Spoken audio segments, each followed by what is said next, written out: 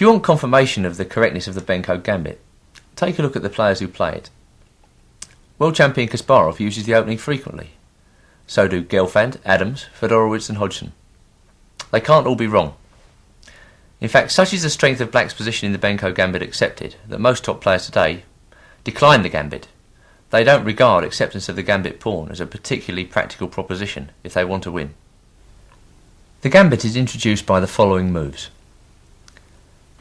White plays 1d4, Black knight f6, White plays 2c4, and Black goes 2c5. White pushes on, 3d5, and now Black plays 3b7 to b5. White takes on b5, for c takes b5, and now Black plays a6, gambiting a pawn. And when White takes on a6, that's 5b takes a6, we get the typical position for the Benko Gambit accepted. Black can take on a6 immediately, but it's more accurate to play g6 first. And this is the current choice of virtually all the grandmasters who play the Gambit. That's 5g6.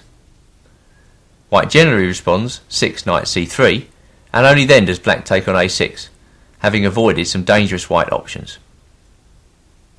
Now I'm going to divide the theory into three major sections. In the first section, White will fianchetto his king-bishop. In the second section, White will play for an early e4, and in the third section, White will try to prepare the move e4 by playing either knight f3 to d2 or f4 followed by knight f3.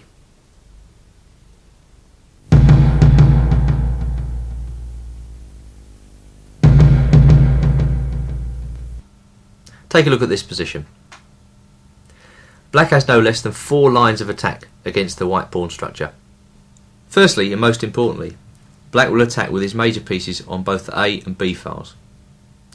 He's going to put his queen on either b6 or a5, and in each case follow up with rook f to b8.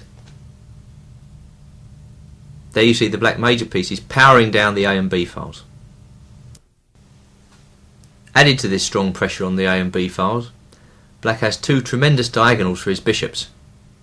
The a6 bishop, as you can see, is very strong, putting pressure on the e2 pawn, and Black has only to move his knight from f6.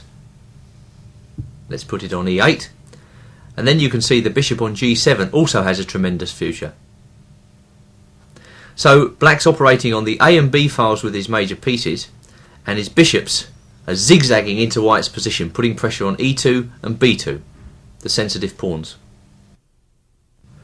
Having said that, it's not as straightforward as it seems to attack the White position.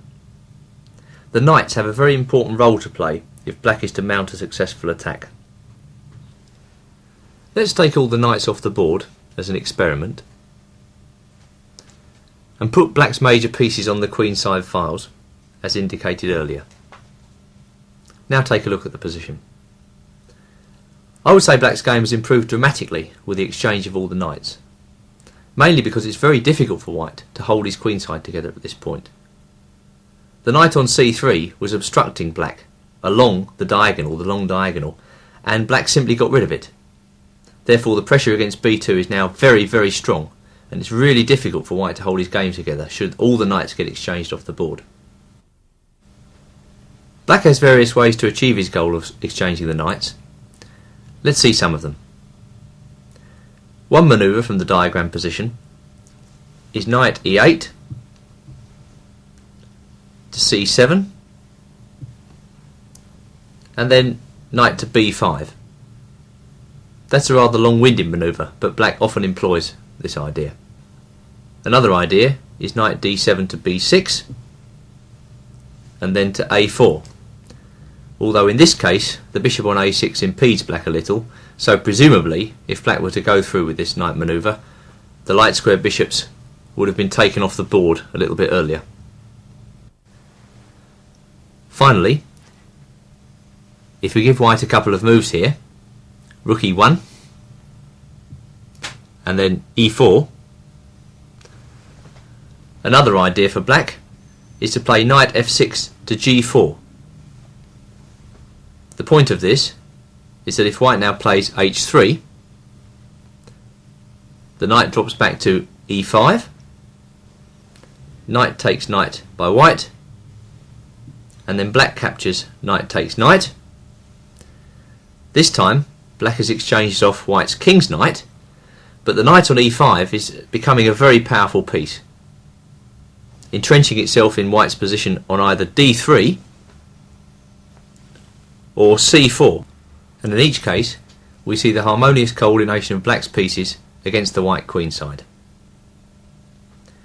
It may seem surprising that black takes great pains to exchange off the pieces, but it's a paradox of the Benko Gambit that with each exchange of knights, black's position improves. Take a look at this position. I'm playing black against international master Andrew Muir at the British Championship 1985. Who stands better in this position? Black's pieces are certainly active, but he's still a pawn down. I decided to attack before white could activate the rook on a1. So black played queen f5 with a double attack. White played rook d2, and black played rook e8, hitting the queen. The queen went to c3. Black's rook went into e4, and white tried to get his rook active on a1 by playing the defensive move a3 first. Right, now we're reaching a position where white's threatening to activate the rook, so black must attack.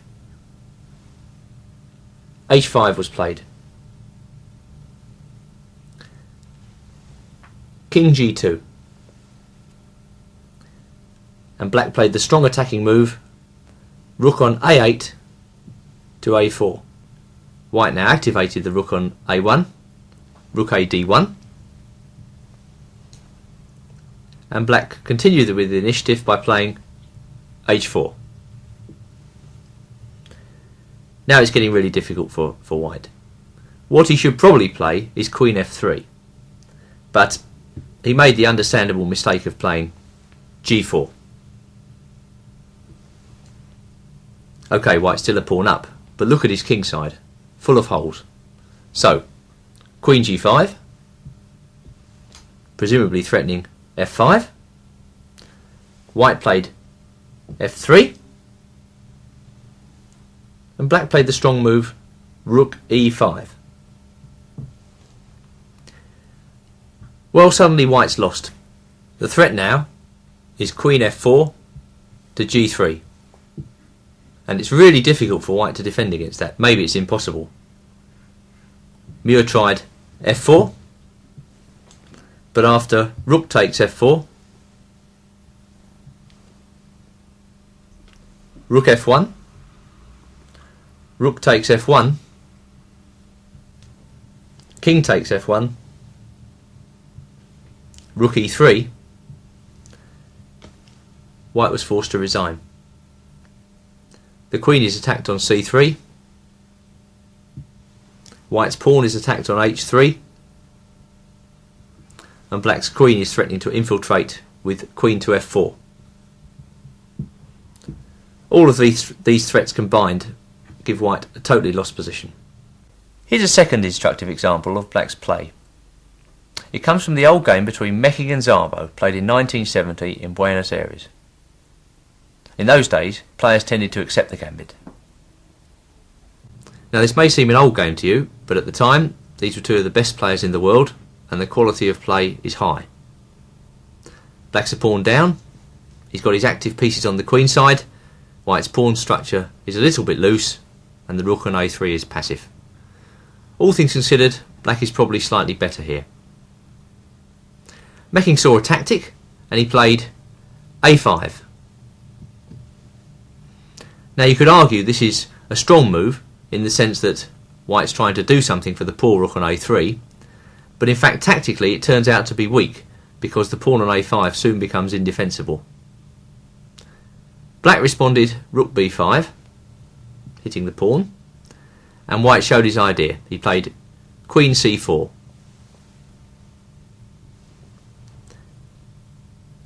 Black played rook a8,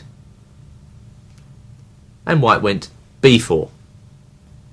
Okay, purely tactical move, but black had a good response. Rook takes a5. Now, white's queen is under attack. So he had to exchange off the queens. Queen takes a6. Black played rook 5 takes a6. Rook takes a6.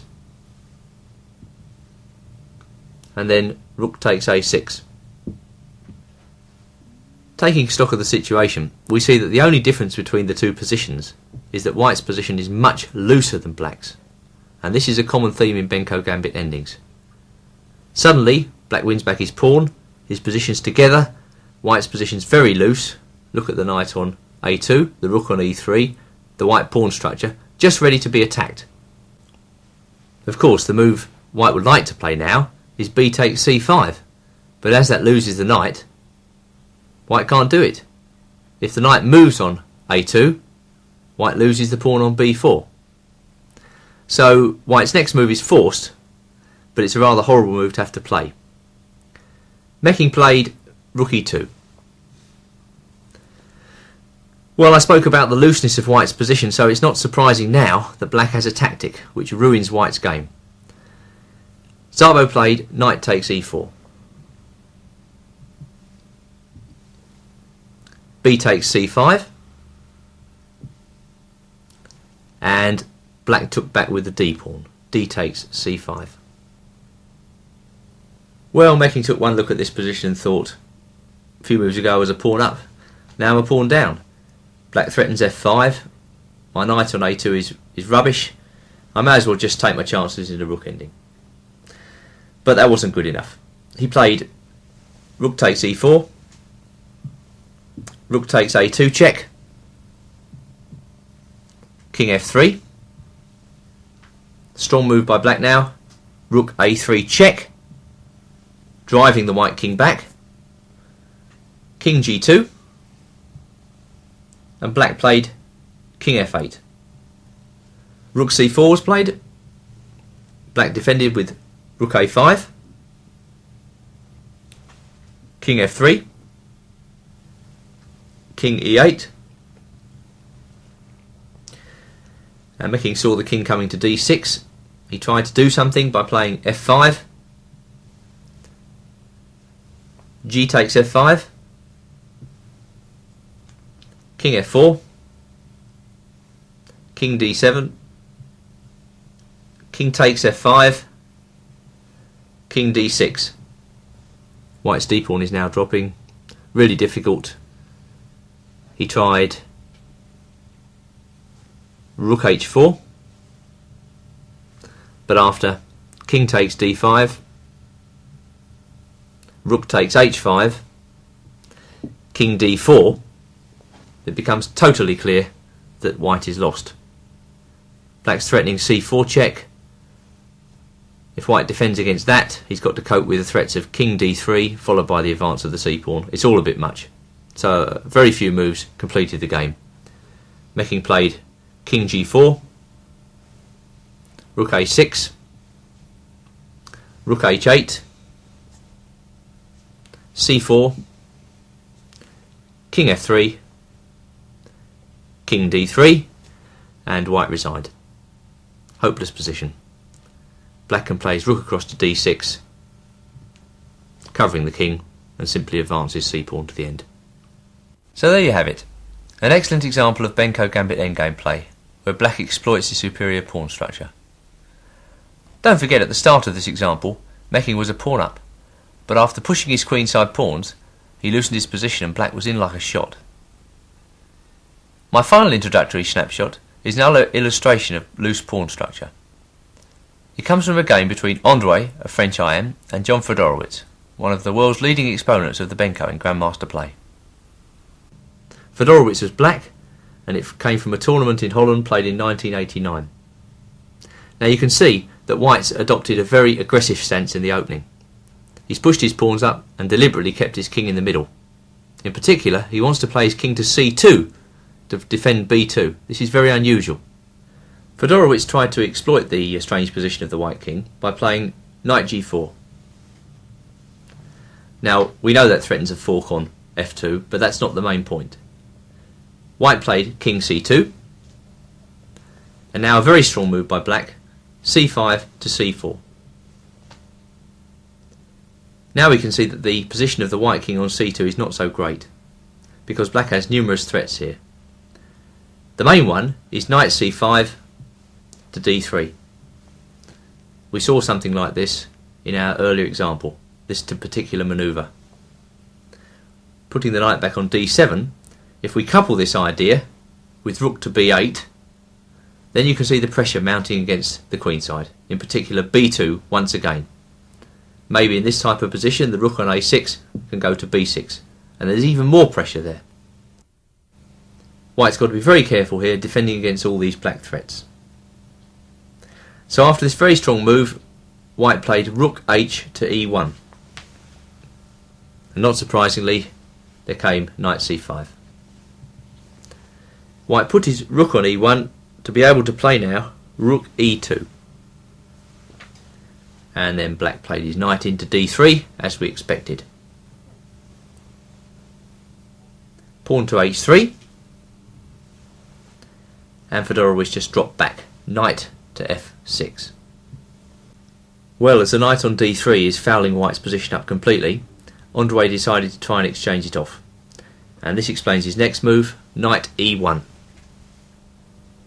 Fedorowicz felt that it was probably a good idea to retain the knight, so he played knight d3 to c5. But in his own notes of the game, he mentions another possibility which he felt was stronger. And that is rook to b8. After all, that's a perfectly natural move. Then comes knight takes d3, c takes d3 check, king takes d3, rook takes b2, rook b1, rook takes b1, knight takes b1, and then rook takes a2. Fedorowicz feels that black is better here, and I have to agree with him, for several reasons. Firstly, the rook on a2 is much more active than the rook on e2. Furthermore, black threatens knight d7 to c5, putting pressure against the white king. And the final point, and common point in the Benko, is that black's pawn structure is simply better than white's. It's more compact, it's more flexible, and the white pawns are there ready to be attacked, whereas it's difficult to say the same for black. So all these things combined mean that probably Fedorowicz after knight e1 should have played this variation. Back at the game, Fedorowicz chose knight c5, and the Frenchman lashed out with e5. Now, whether this was an attacking gesture or merely an attempt to keep the bishop on g7 under control is difficult to say, but it does continue to make white's pawn structure extremely loose.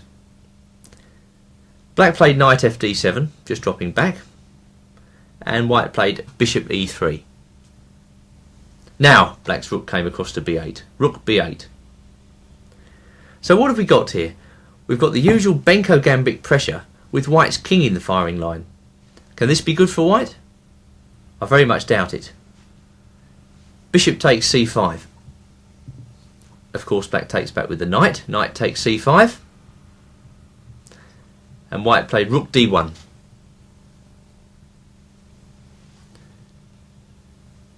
Now comes a move which should be familiar to you. Fedorowicz played knight a4. Right, double attack, hitting the pawn at b2 and the knight on c3.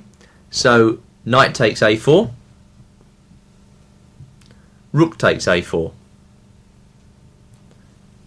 Now we reach a critical position.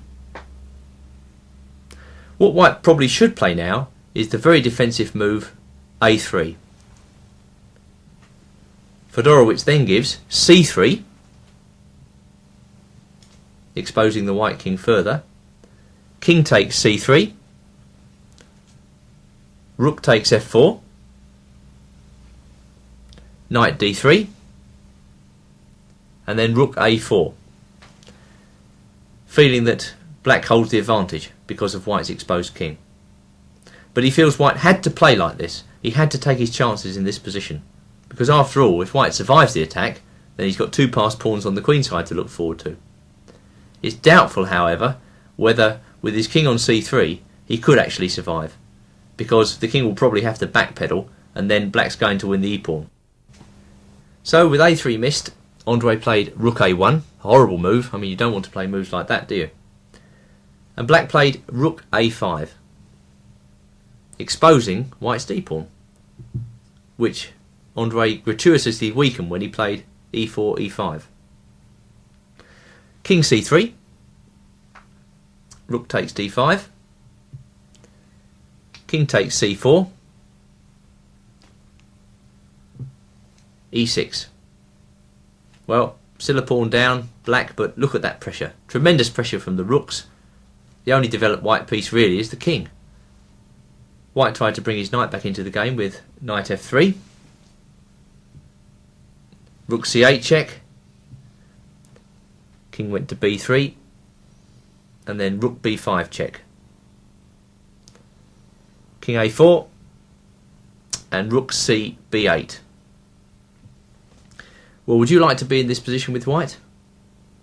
No, neither would I. Well, it's not surprising that under such pressure the end came quickly. Andre now cracked up under the pressure, playing e takes d6. Hardly surprising with his king out there like that. And Fedorowicz played rook 5 to b7, with unstoppable mate threats of either rook a7 or rook a8. Proof positive that white can't play like this against the Benko Gambit. He has to get his king out of the middle. Before we launch into the main theory of the Benko Gambit, let's now summarise the golden rules of the Benko Gambit accepted. The first and most important point is that you shouldn't be afraid of exchanging pieces if you're black. Endings tend to favour black, particularly major piece endings. Look at this position and you'll see why. White has an extra pawn, but black's pieces are all very active. The white rooks are actually trapped behind their own pawns. In each of the three snapshots I've shown you, black had extremely active piece play. Key squares that black should be pressurising in the Benko Gambit are c4, d3, a2, and in particular b2. This is the most sensitive point in white's position. All of black's pieces tend to come raining down on that square in a well played Benko Gambit accepted. Don't forget how important black's knights are. Remember the manoeuvres knight e8 to c7 to b5, knight b6 to a4,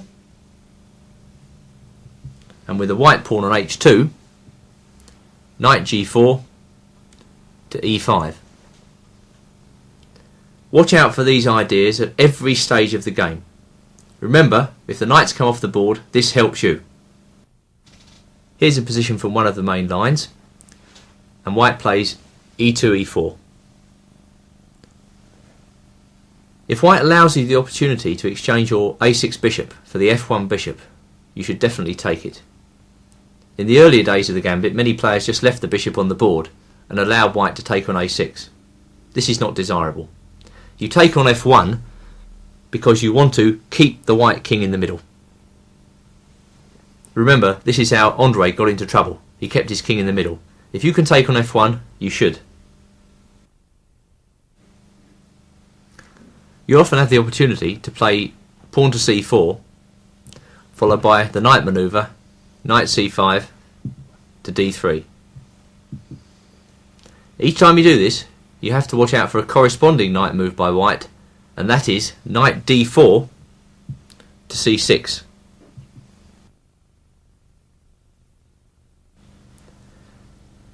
Another thing to remember when you go c4 is that white must not be in a position to play b4. Now generally the pawn will be on b3 before you've done this. If white had played b4 in one go, black can play c takes b3 en passant and then hopefully attack white's exposed pawn on the b file. But what you don't want happening is for white to get two protected passed pawns on the queen side. Black must fight against the establishment of these protected passed pawns at all costs. Here you see, more or less, white's ideal pawn structure on the queen side. Pawns on b3 and a4. I guess b3 and a2 is also satisfactory, but there's a hole on a3 which black can occupy and then pile up with major pieces against the a pawn. So this is roughly the best that white can do with his pawns on the queen side. Covering the sensitive pawn on b2 is the key to it. But white can't often attain that because, as you can see, the long diagonal h8 to a1 is totally open. An understanding of pawn structure is also crucial to the Benko Gambit. Look at black's pawn structure here and you'll notice that it's very compact. The weak spot, if there is one, is e7. But because that pawn is at the rear of black's position, it's very difficult for white to get at the pawn. It follows that it's very difficult to attack the black pawn formation.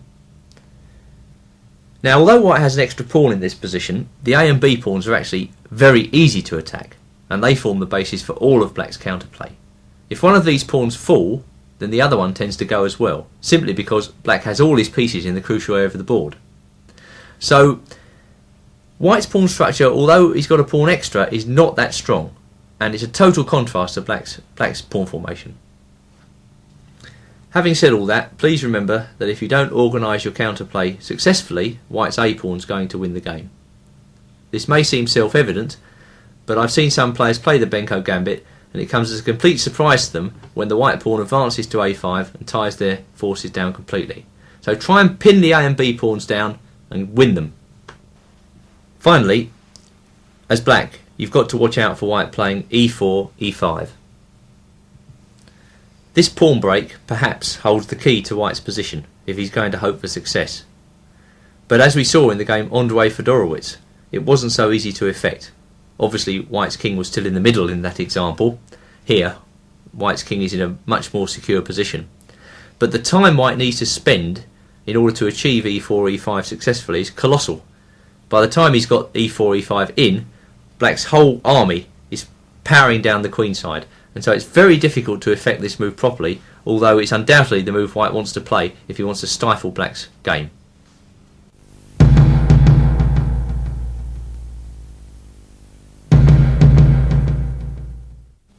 First, I'll be looking at lines where white fianchettos his king bishop. The main line is introduced by the following moves. Black has just played g6 and white responds with knight c3. Black plays bishop takes a6. White now plays knight f3 and black plays bishop g7. White plays g3 and black plays d6. Bishop goes to g2. Black castles on the king side. White castles on the king side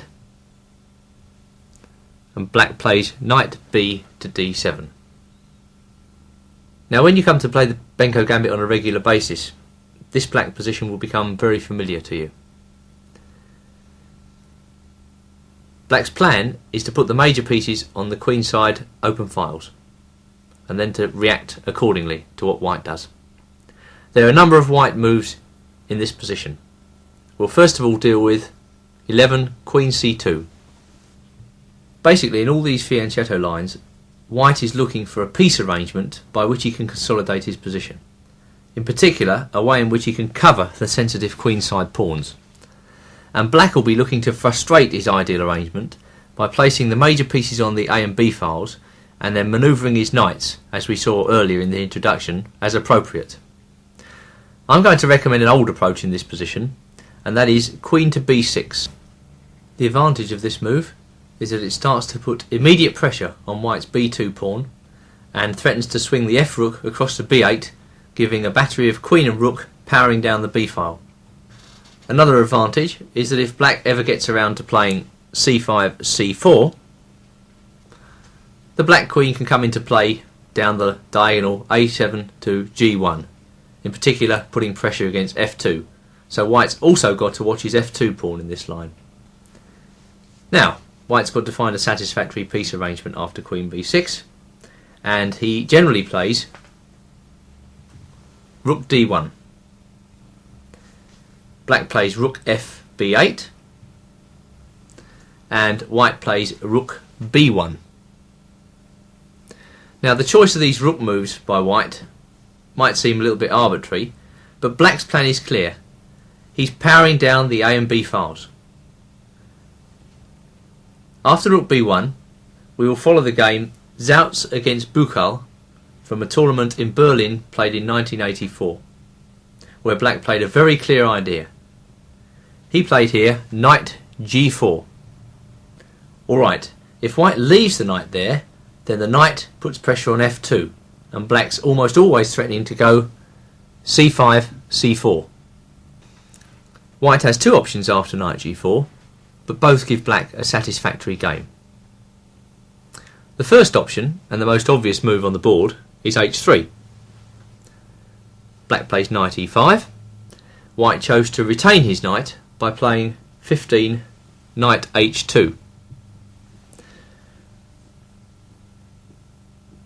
After that, black played knight c4, and white played knight g4. Now, this is a very peculiar idea, slightly artificial, but Zaltz's idea was that he wanted to support the move bishop c1 to h6 and try and get rid of black's powerful king bishop. This is, however, not a particularly good idea, as you'll see. After knight g4, black continued to step up the pressure with queen to b4. White went through with his plan, bishop h6, and now black played the simplest move on the board, bishop to h8. White went queen e4, and black played knight d to e5.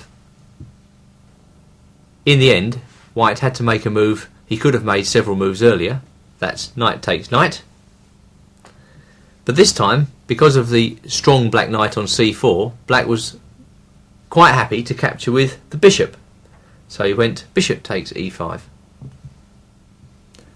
And white played 20 queen h4. Perhaps this is a good time to sum up the position. Black's still a pawn down, and white seems to have some pressure on the king side.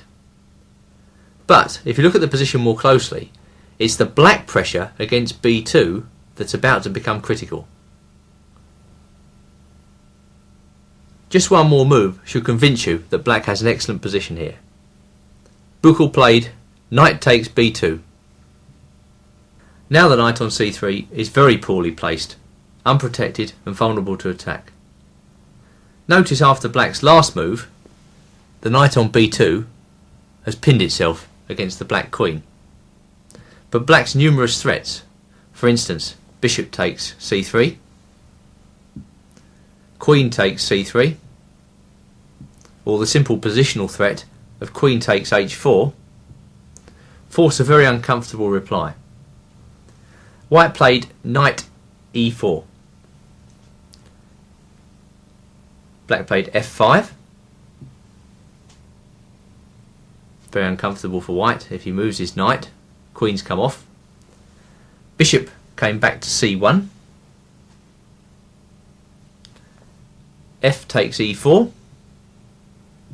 And white played rook d2, hoping to regain the piece. Well, white's opening has turned into a fiasco. The move e3 exposed how poor white's game has become. Queen takes queen.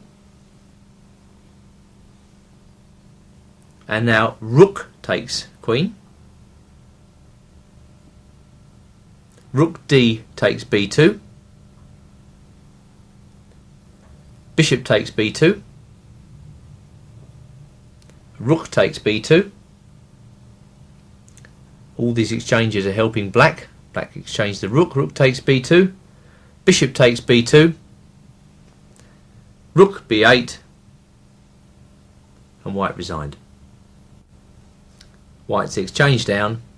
If he moves his bishop on b2, black's rook penetrates. Meanwhile, black's also threatening bishop takes e2 or e takes f2 check. All of these threats combined mean that white's game is hopeless. So a very clear-cut demonstration of black's pressure on the queen side. White's second option after knight g4 is the modest move, bishop d2. And this was played in the game Vukic versus Bukic, Sarajevo 1972. Again, black played knight ge5, that's his idea when he puts his knight out on g4. And this time, white captured the knight. Knight takes e5, and black played knight takes e5. White didn't like the idea of black's knight coming to c4, and so he stopped it with b3. So to a certain extent, you could say that white is consolidating his position. Black now repositioned the bishop on a6 with the interesting move bishop c8. And white played h3. Black's queen went to a6, and white played f4. Again, this pushes black back, but it's a rather committal move. Knight d7 was played. Vukic played e3. So, white's still a pawn up. Black's pressure persists along the open A and B files. It's a question of whether the pawn advances on the king side by white are weakening or strong. Black played queen to a3, tying down white's a pawn. And white played knight to a4. Knight b6. Finally, black gets the exchange of knights that he wanted. Knight takes b6, and black captured back with the rook. We reach a position where black has managed to exchange off the knights, and he has a perfectly satisfactory game, given that he's about to win white's a-pawn. This line with bishop d2 doesn't cause black too many problems. We now deal with an even more modest move than queen c2, namely rook e1. Now you'd expect after a move like that white would be intending to move his e-pawn forward. But very often the move e2 e4 turns out to be weak, for the main reason that black can then manoeuvre a knight into d3 with knight g4, knight coming round to e5, and then the knight into d3. And now to keep it simple, I'm going to recommend the same move as last time, that's queen to b6. Now in a way this sets a positional trap, because what white should play, and what white did play in the game we're going to look at, is h3. But if he plays e4, then you know what black should do. Knight f6 to g4, followed by the familiar manoeuvre knight e5. And black gets an excellent position. So this is why white takes time out for h3. Although the move's very time consuming, it's difficult for black to exploit it. We're now going to follow the game between Grandmaster John Spielman and Grandmaster William Watson, played in the 1985 Commonwealth Championship. Having been denied knight g4 to e5, Watson played rook f b8. Spielman played rook b1, and now black elected to play the long-winded knight manoeuvre knight e8. White played queen c2, and black played bishop to c4. White played knight d2, and black captured the pawn. Bishop takes a2. The rook went to a1. And now black played bishop takes knight on c3. It's worthwhile stopping at this moment to have a look at this capture a bit more closely. It's very rare that black would want to give up his king's bishop. But the point of this move is to win the pawn on d5. Black, after b takes c3, played bishop takes d5.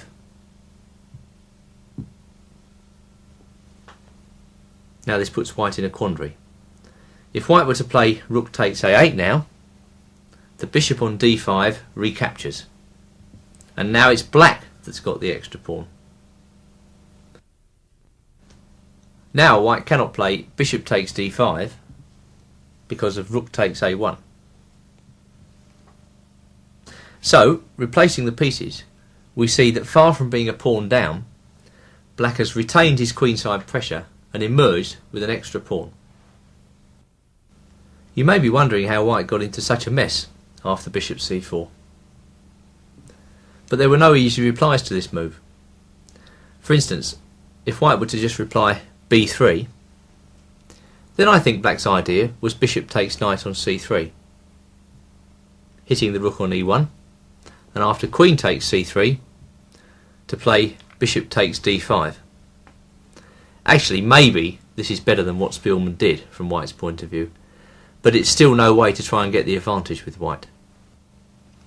Also, if white were to now play a3, then black could get his pawn back by playing bishop takes c3, queen takes c3, bishop takes d5. But he's actually got something better.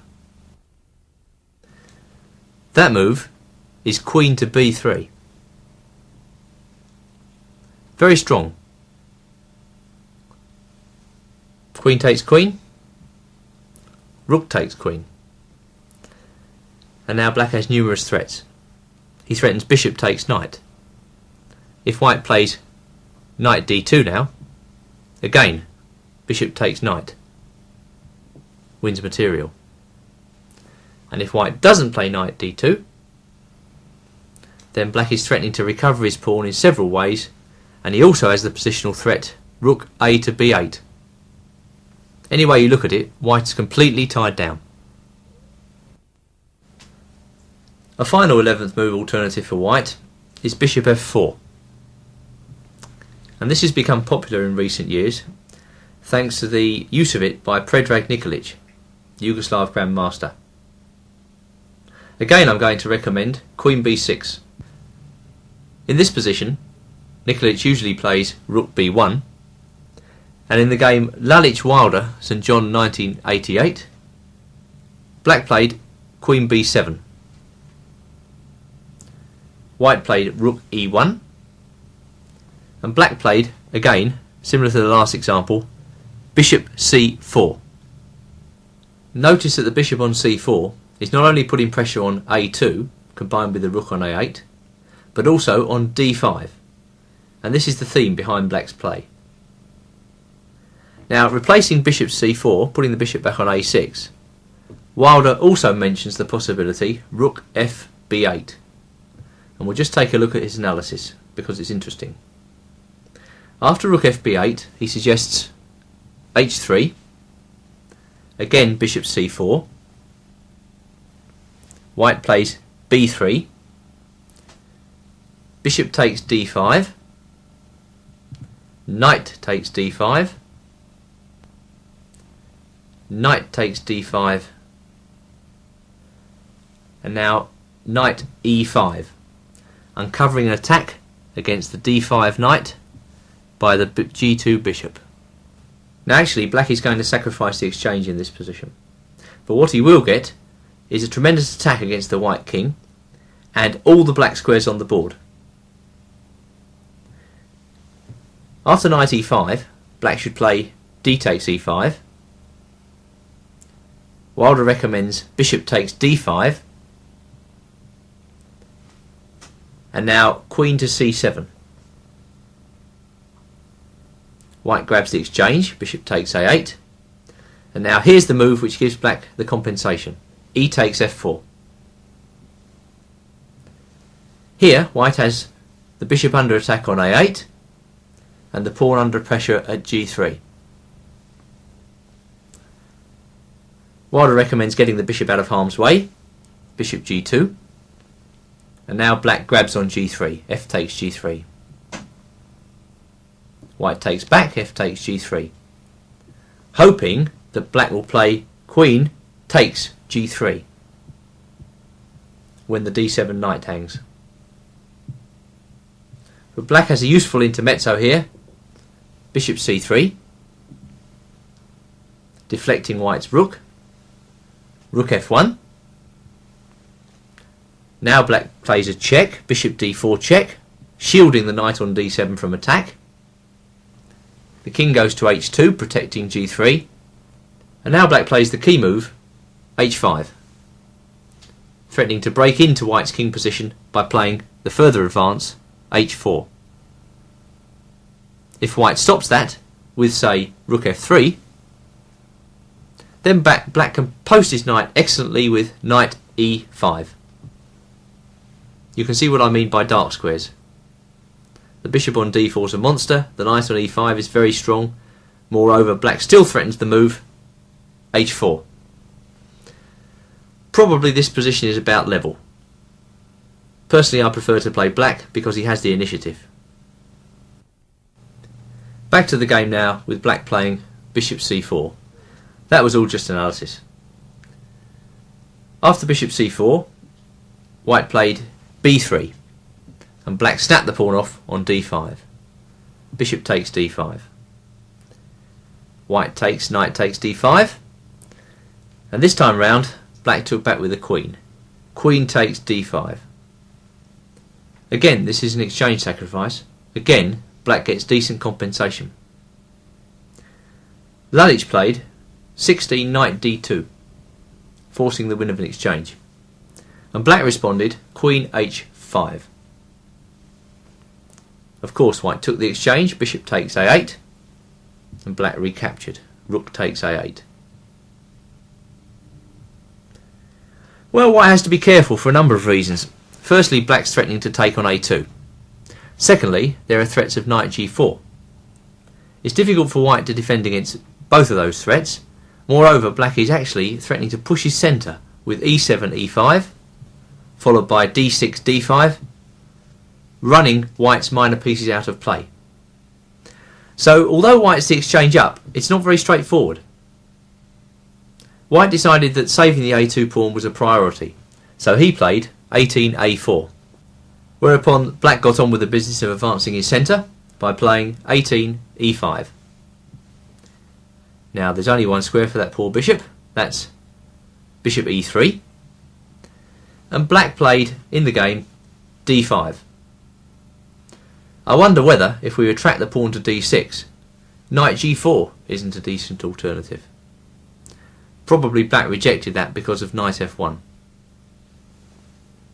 So, replacing the pieces, black played d5, and this move threatens d4, swamping the bishop. So white had to come up with 20 f3.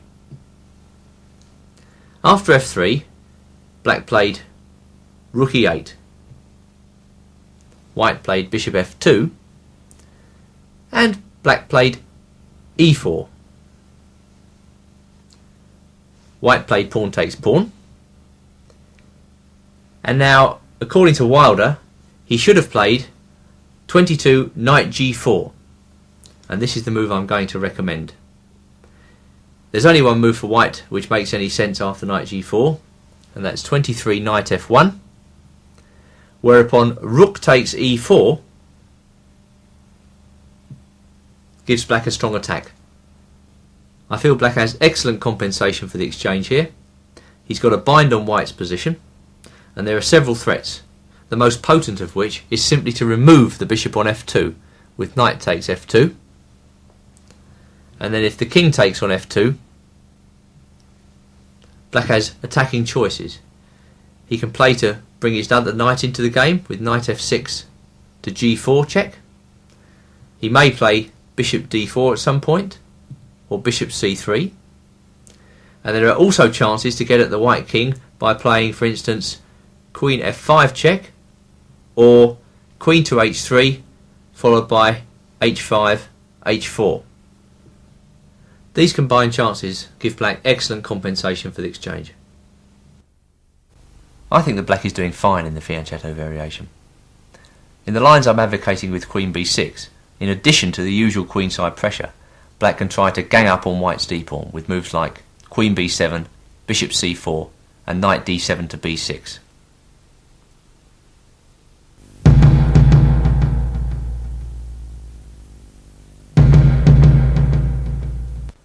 The second main line of the Benko Gambit accepted is where white goes for an early e4. The characteristic feature of the variation is that white allows black the possibility of exchanging on f1. Bishop takes f1, king takes f1, after which white is denied the right to castle. First, we'll take a look at a sharp line popularised by Grandmaster Yasser Seirawan. Play continues, 8d6, and now we get Seirawan's favourite move, 9g4. Well, when you're confronted with a move like this, I recommend that you get on with the business in hand, and that is developing your kingside as quickly as possible and creating normal Benko Gambit play. For that reason, the simple move bishop g7 must be best. And now there are two moves for white. The mainline move, and most consistent, is 10g5. Black should play knight h5,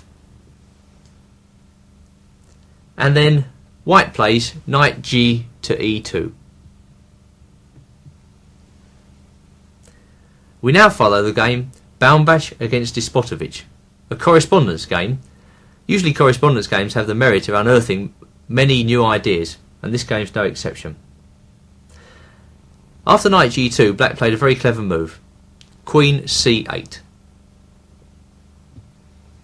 Generally, in the g4 variation, c8 is the very best square for the queen. On c8, the queen does two things.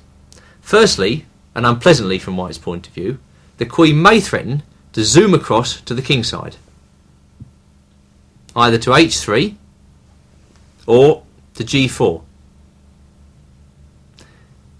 If white stops all these threats, the black queen may actually come out to the queen side, to either b7 or more likely to a6. So we can see that queen c8 is a very flexible two-way move. Now in the game Baumbach-Despotovich, Baumbach played king g2. Black played queen g4 check, and white played 13 knight g3. You might wonder why black has just provoked white into playing moves he seemed to want to play anyway. But the idea was knight f4 check. This knight's got to go. Bishop takes f4. And then black played queen takes f4. And white played h4. Just to show you that black wasn't worried by h4, he now castled. And white played rook h3. Now previously played in this position was the move knight to a6. And black started getting into trouble after a move like knight g to e2. But in this particular correspondence game, black came up with an excellent novelty here, and that was bishop takes c3.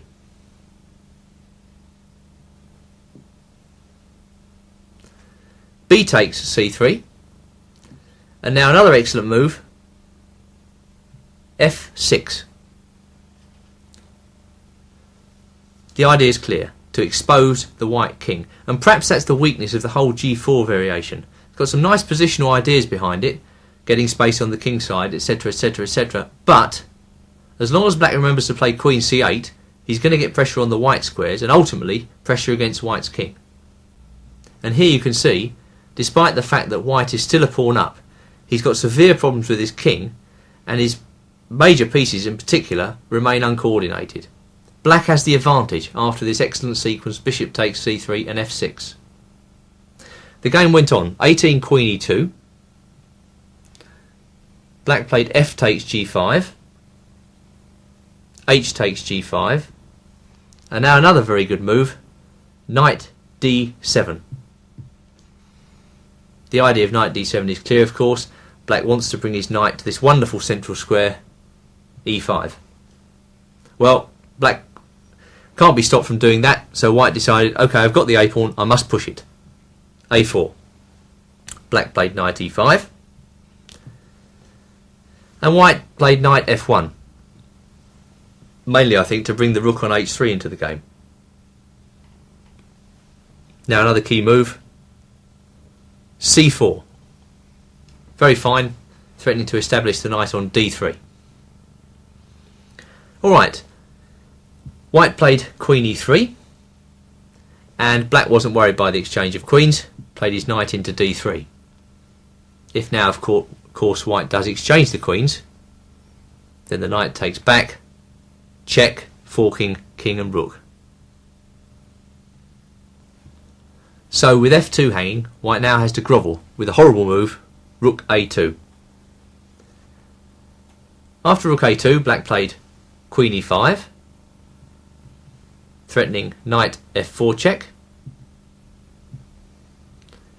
and white tried to neutralise black's pressure by playing rook f3. Rook takes f3 was a simple reply. King takes f3, and now another very simple move, queen takes c3. It seems to me all black's proven in this game so far is that throughout he had better coordination. I think from the point at which black played queen to c8, his position was excellently coordinated, and white, although he's tried hard, hasn't actually managed to counter this coordination with any ideas of his own. He pushed his a-pawn, it hasn't got very far, now his king's under fire, and actually black is probably threatening just to round up the a-pawn with a move like, for instance, queen b3. This is a most uncomfortable position for white, and he now had to grovel again with 26 king g2, after which queen b3 was an excellent reply, hitting both rook and a-pawn.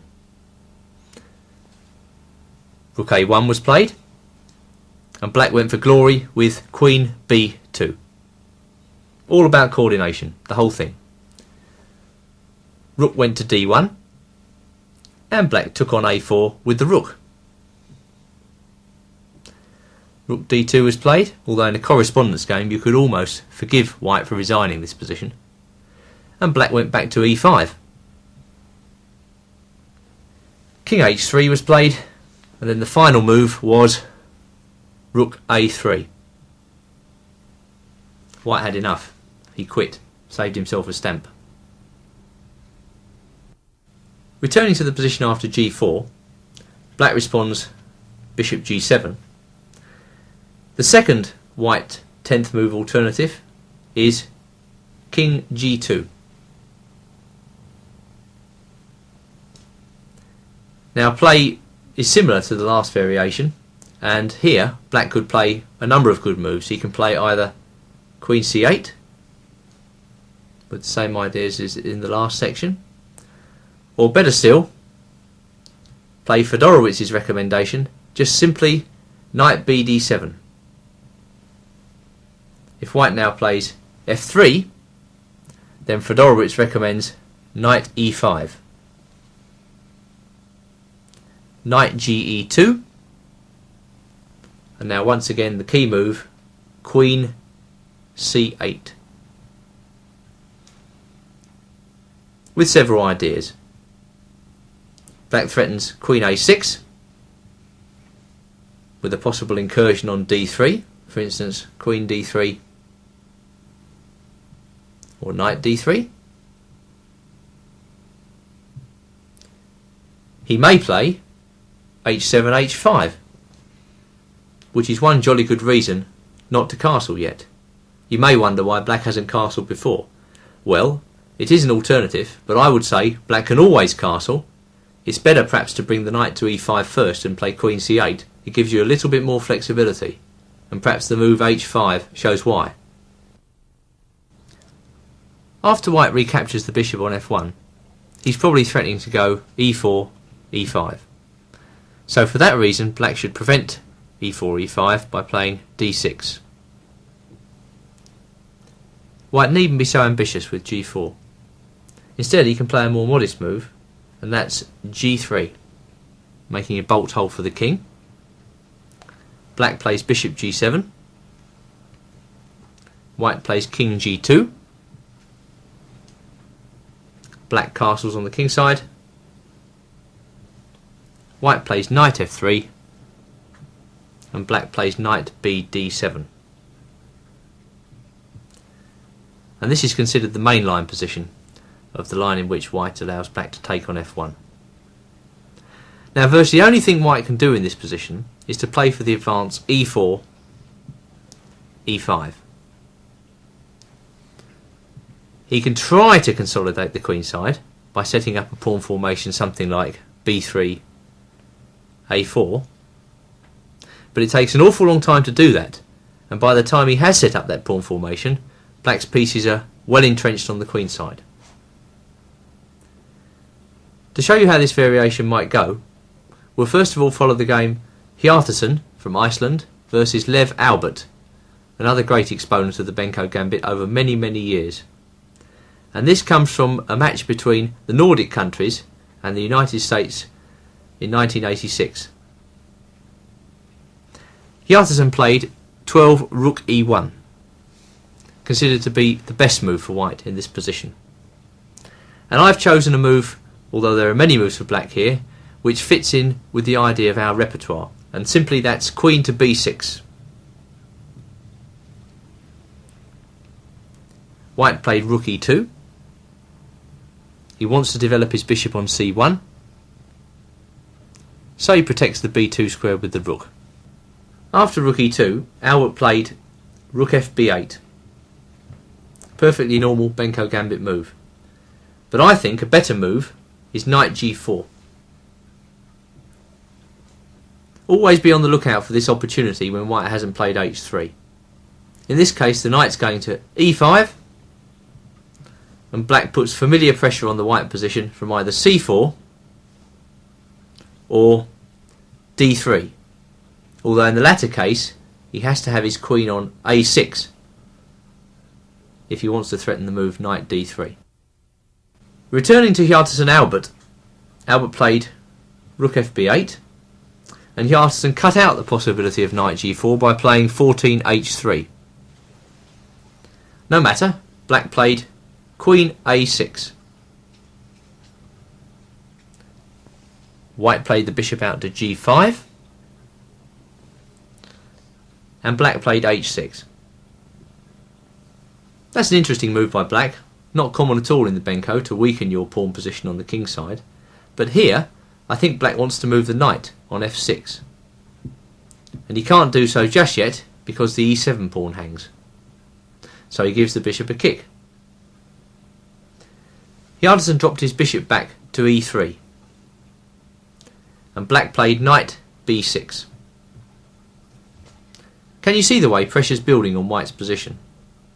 Here black has two separate threats with the knight on b6. Either knight c4, putting pressure on the bishop on e3 and the pawn at b2, or the exchanging sequence with knight a4, which is possible of course because the white square bishops are off the board, and if white were to take that knight on a4, queen takes back, probably the queens come off, and then black has a really great position, although admittedly he's had one extra move. But this is the type of position black is aiming for. White now played rook c1, trying to get the a1 rook into play and also out of the gaze of black's bishop on g7. And black responded knight c4.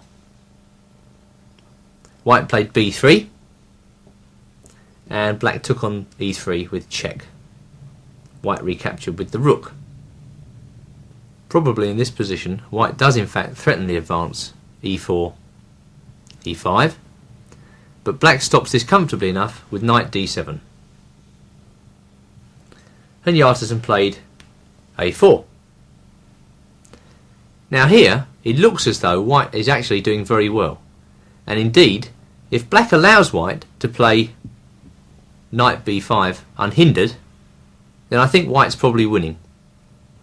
He's actually managed to set up his favourite pawn formation, b3, a4. He's got his rook out of the way of black's bishop, and the knight on b5 blocks the black rooks out of play. So this is the type of formation black has to strive against. Replacing the knight on c3, Albert played a very strong move now. He played c4, which breaks up the white game. Hjaltarsson played knight b5 anyway,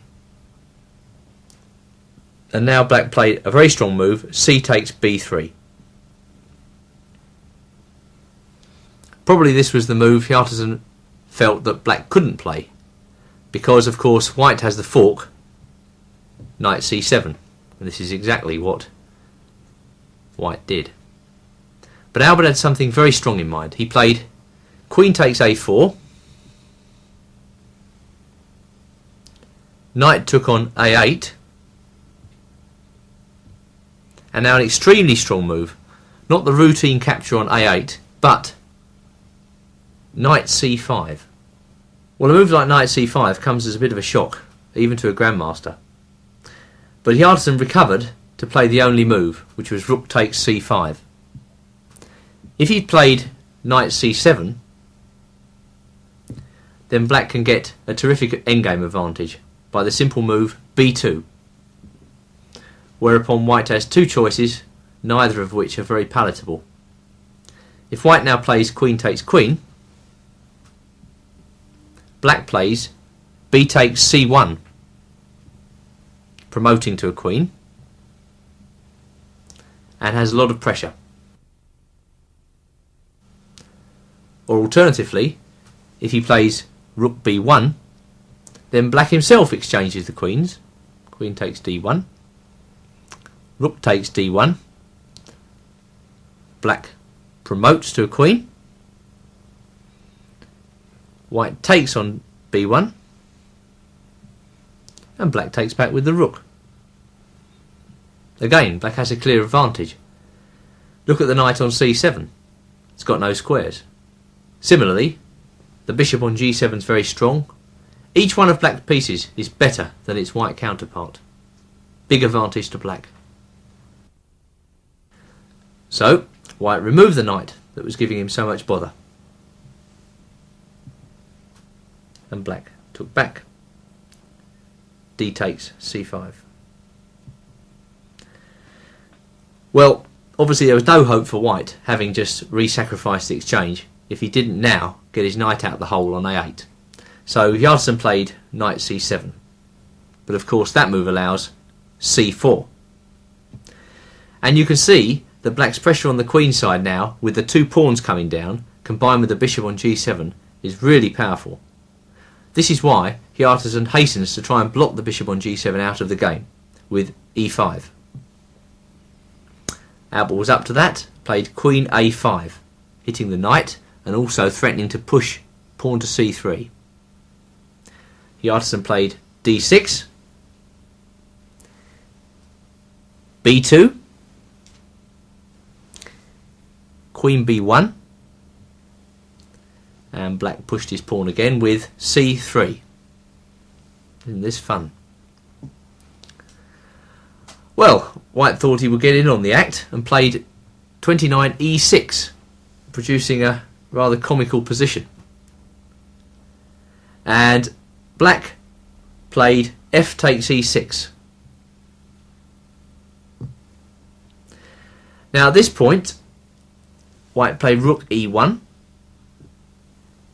and Albert missed a win. What he should play was queen to f5, which wins immediately, driving out the blockader, followed by unstoppable promotion. Instead, he played pawn takes d6, and the game went on for some time. Black eventually won. The final variation you need to know about in the king takes f1 line is similar to the last example, but this time white runs his king to h2. The line starts knight f3, bishop g7, and white now plays h3. This is a bit time consuming, but obviously white's king position is slightly more secure than in the last example. Moreover, he cuts out any possibility of black playing knight g4. But the line is slow, and black should be able to get good counterplay against it quickly. To start off with, black proceeds normally by castling, and white runs his king to h2, king g1. Black plays knight bd7, and white runs his king up to h2. Well, this is white's idea. He's gone through with it. He's run his king to h2. But I'm going to recommend quick mobilisation with a typical move, queen b6. White normally runs his rook to e1. And now there are a couple of good ideas for black. The first, and probably the best move, is c4. The idea is that black's queen puts pressure on b2.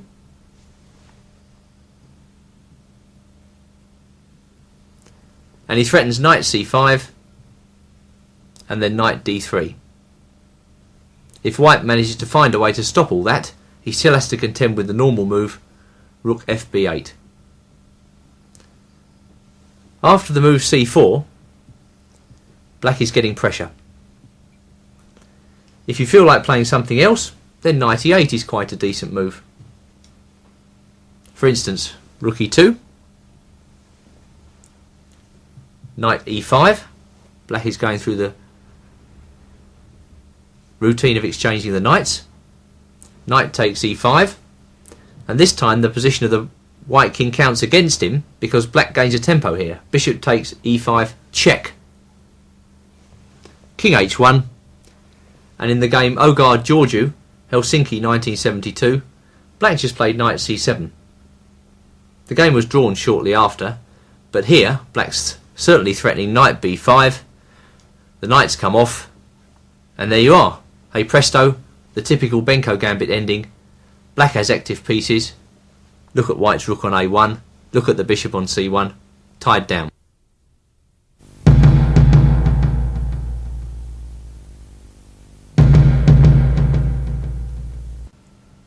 A different idea for white in the main line of the Benko Gambit accepted is knight f3 in this position. Black plays d6 and white plays knight d2. The idea of this move is that white wants to play e4, and when black captures the bishop on f1, the manoeuvre knight f3 to d2 enables white to capture with the knight. The knight then emerges either to d2 or e3, and white can actually get his king out of the middle by castling in this position.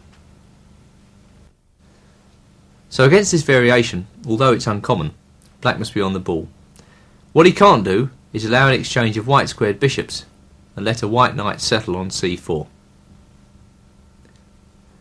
Now if it was so easy to refute the Benko Gambit, everybody would play this line.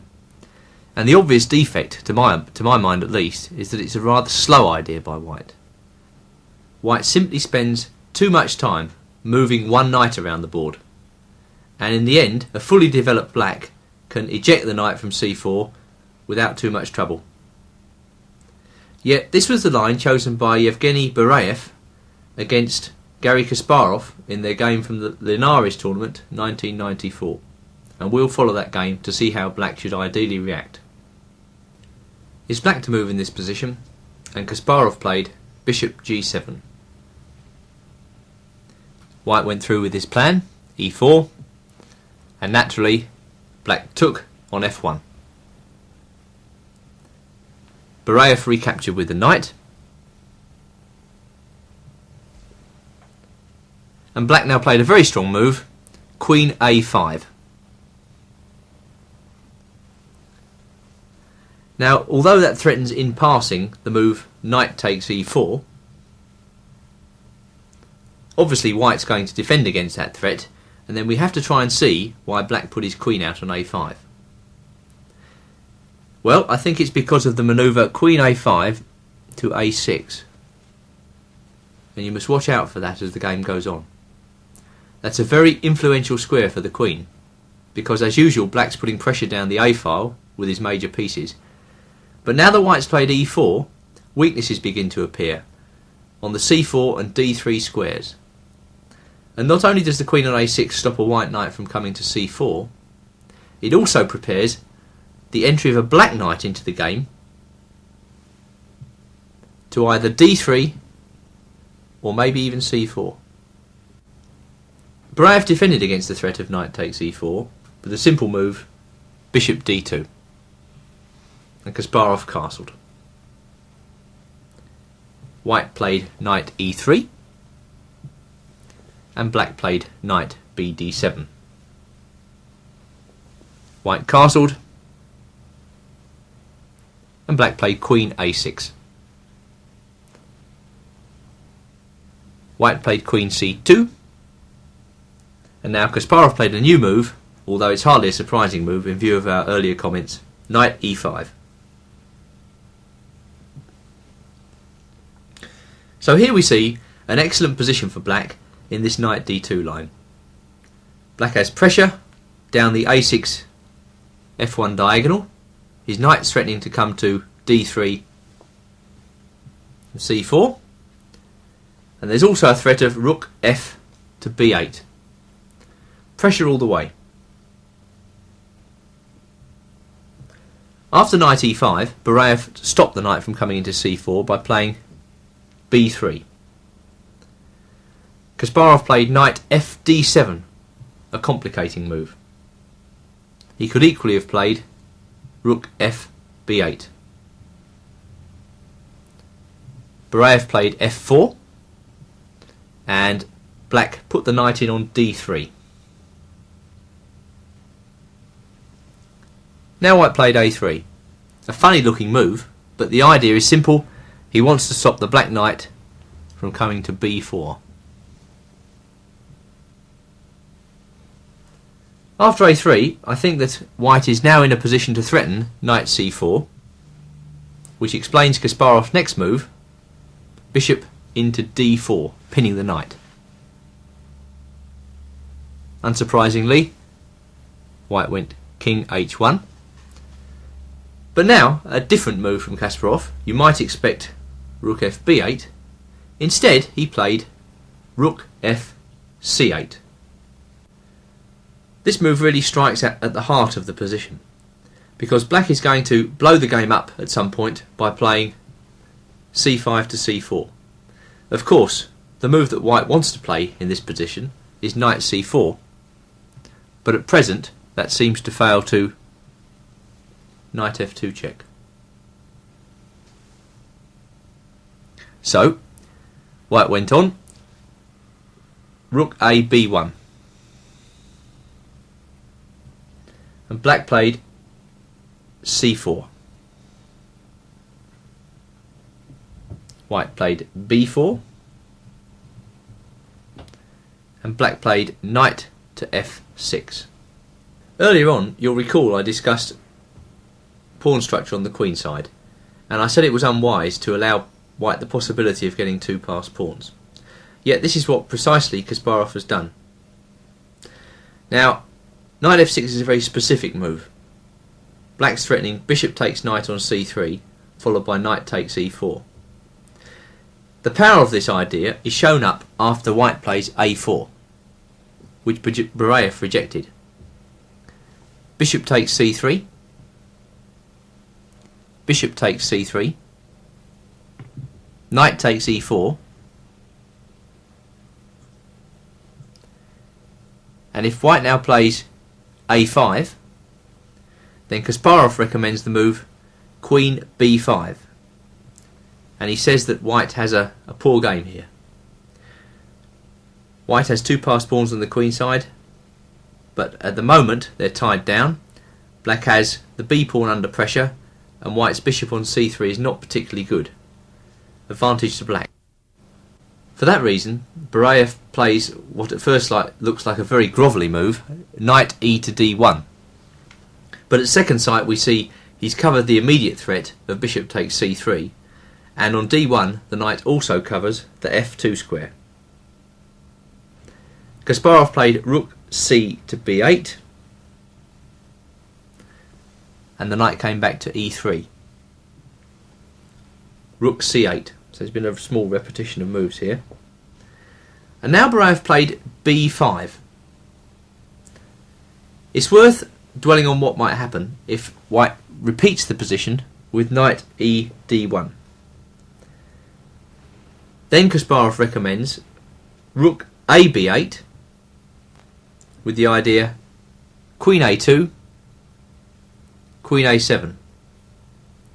And he says black holds the advantage here. Black is threatening knight G4 with serious pressure against F2.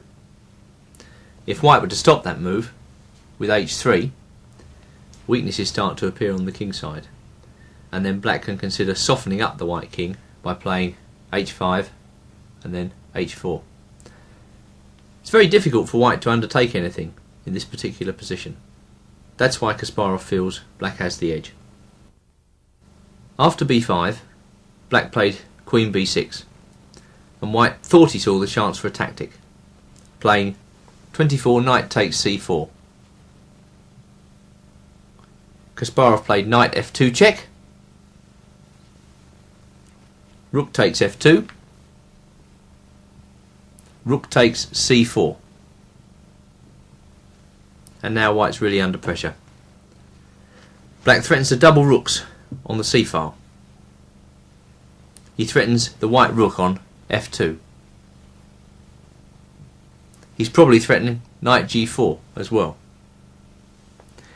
This means that white has one move and one move only in this position, and that is rook f3.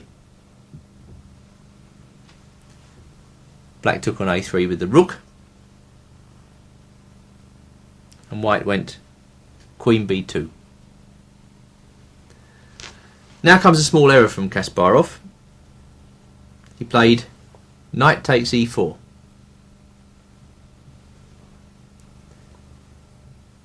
Retracting that move, he feels it's a better chance for black to keep up the pressure by playing rook a8, although the move as played in the game worked well enough. After rook a8, black is just threatening to double on the c file with great pressure. He also threatens knight takes e4 as played. I think the world champion's play in this game was excellent, and certainly his opening play was indeed excellent. It's the very line you should be adopting as black when somebody plays knight f3 and knight d2. A final line which has found favour with aggressive white players is the move f4 here. Now that looks extremely bizarre, but white's idea is to play knight f3 and then e4, grabbing the centre. When black takes on f1,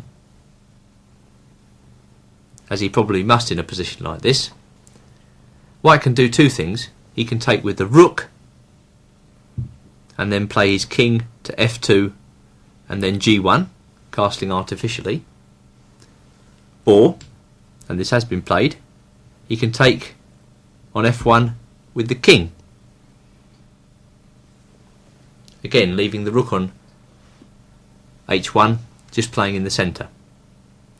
But I think I've come up with an idea which can frustrate this entire white system. After f4, black should play d6 as normal. White plays knight f3, and now the key move, an early queen a5. The main point of this move is that it prevents white from playing e4, the move he wants to play, because then of course black just snaps that pawn off. So the main line runs after queen a5. 9 bishop d2, bishop g7, e4, and then Fedorowicz reckons it's best not to take on f1 in this position, but to castle. The idea being that if white takes on a6 with the bishop, black takes back with the queen. Queen takes a6. Again, keeping the white king in the centre and taking the sting out of the thrust e4, e5. Right, well, what's white to play here? It's very difficult for him. If he can't castle, he's got to try and somehow justify the reckless advance of his pawns in the centre. Queen e2, knight bd7, queen takes a6, rook takes a6, and observant viewers might notice that this is a very similar position to one we were analysing in the introduction. In fact, the game between Andrei and Fedorowicz. In fact, if white now played king d1, we would actually transpose to that game. And you remember what happened to the white king in that game, don't you? He got mated on the a file. Another Fedorowicz game from this position went castles long. But I guess the objections to castles long are the same as for king d1. You have to ask yourself, is white king on c1 really where it wants to be? So after castles long, Fedorowicz recommends knight g4, threatening the fork on f2. White plays rook h f1. And then he thinks black should simply play bishop takes c3, b takes c3, and then rook takes a2, with serious pressure for black. Summing up, if black remembers to play queen a5 at the right moment in this line, he not only neutralises all of white's threats, he gets the better game. I'm sure now that you can see that the Benko is an opening worth trying. I play the opening myself, and I really trust these positions for black. If white accepts the gambit pawn, I believe that black gets a highly promising game. Master the information on this video and study the games in the booklet. Then get out there and go for it.